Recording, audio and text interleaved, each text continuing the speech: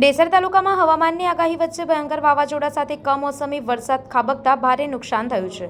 ડેસર સહિત ઈંટવાડા, વાંટા, વરનોલી, વાલાવાવ, વેજપુર, પ્રતાપપુરા, શિહોરા, વરસડા અને જાંબુગોરલ સહિત અનેક ગામોમાં વૃક્ષો ધરાશાયી થયા હતા, તેમજ ગ્રામજનોના છાપરા પણ ઉડી ગયા હતા.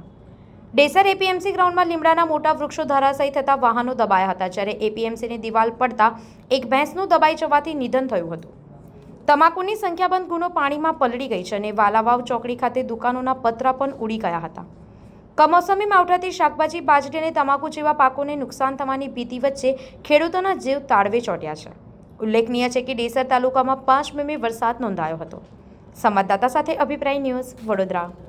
આવા જ વધુ સમાચારો જોવા માટે સબસ્ક્રાઇબ કરો અમારી યુટ્યુબ ચેનલને અને જોડાયેલા રહો ફેસબુક, ઇન્સ્ટાગ્રામ અને ટ્વિટર પર.